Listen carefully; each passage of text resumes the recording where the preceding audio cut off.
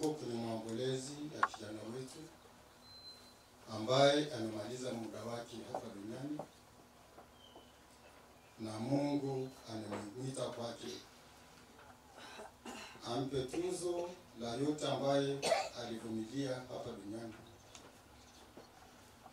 Tunapo tafakari kijana huyu na tunapomwombolezea, tunakumbuka kwenye Injili ya Yohani, Yesu alikuwa anapita, akamwona mtu mmoja ambaye ni kipofu tangu kuzaliwa. Wale walioandamana naye wakamuuliza, ni nani aliyetenda dhambi, mtu huyu au wazazi wake, hata mtu huyu azaliwe kipofu? Hayo ni mawazo ya wanajamii wengi kuhusu wale wanaozaliwa na matatizo na ulemavu. Wao kama Wayahudi wanafikiria hii ni laana, hii ni adhabu ya Mungu, hii ni laana kwa wazazi wake au nyanya zake. Kwa hiyo wanaona kwamba ni watu ambao wamelaaniwa kwa sababu ya mabaya yao. Hata wale ambao wamepata majanga hayo, wakati mwingine nao wanasononeka kwa sababu ya mawazo ya jamii. Ndio sababu nasikia wakisema, sasa nimekosea nini Mungu mpaka nikao na mtu wa namna hii? Anaendelea kusononeka kwa sababu ya jamii inavyoona. Na kutokana na tatizo hilo, basi hisia mbalimbali, uadui, chuki, kusononeka na uchungu. Leo Yesu katika jioni anatufundisha na kufafanua.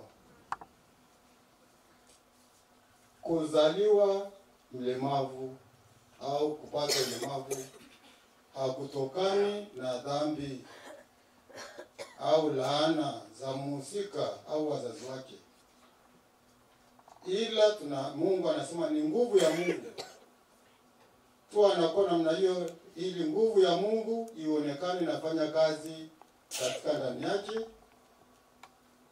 nguvu hiyo ya kuokoa wengine. Kwa kuwahudumia hao tunamhudumia Mungu.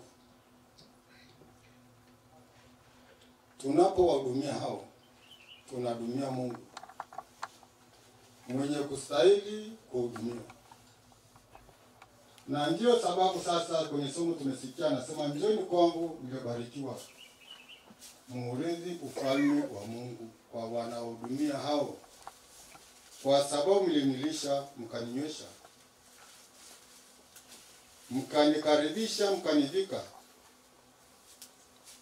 mkanitunza kwenye ugonjwa na kunitazama na kunifariji kwenye upweke. Na tunaambiwa watakapouliza hivyo, ni lini Bwana tulipofanyia hivyo? Mlipowatendea huyu mdogo wangu au mwenye matatizo, mlitendea mimi. Sio rahisi kwa wengi kuwatendea watu wa namna hiyo mambo mema. Inahitaji moyo, inahitaji ujasiri, inahitaji imani. Kwani wazazi wengi wanatazamia faida kwa watoto wao huko mbele, na kama anaonekana hana faida, basi hawamshughulikii. Wanalalamika, nimezaa bure, mambo kama hayo, na hawamwangalii. Wanaona ni mzigo, hana faida, haonyeshi upendo au kujali matunzo yake. Kwa namna hiyo anaishi kwenye matatizo na maisha yao yanakuwa mafupi.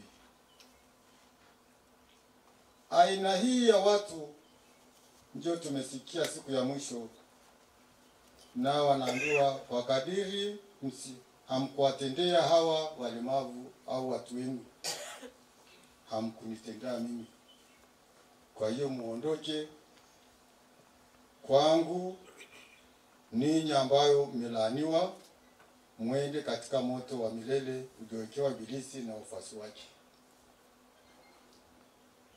Kwa hiyo walemavu na wenye shida duniani ni baraka ya Mwenyezi Mungu, na wale ambao watawatumikia kwa upendo na utu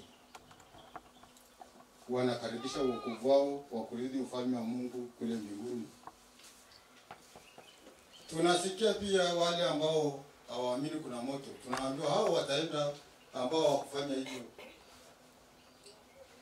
hawakuwahudumia kiupendo, waliwaona ni mzigo, au tunaambiwa wamelaaniwa, wataenda motoni kushirikiana na wale Ibilisi ambao hawana mema huko duniani.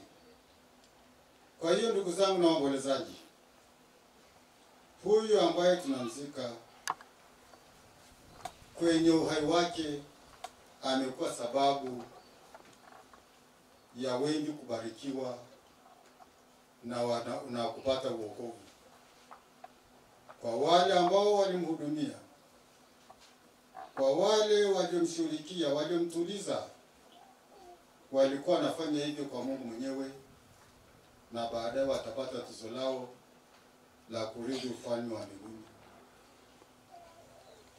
Sababu wengine pia amekuwa wa kuleta laana na kuwakimbizia watu motoni, kwa wale ambao hawakumjali, hawakumpenda, waliona ni ghasia na mambo kama hayo. Tufahamu kwamba hao ni baraka za Mungu au ni laana ya tu hapa duniani. Roho ya marehemu Leonardi ipumzike kwa amani. Amen.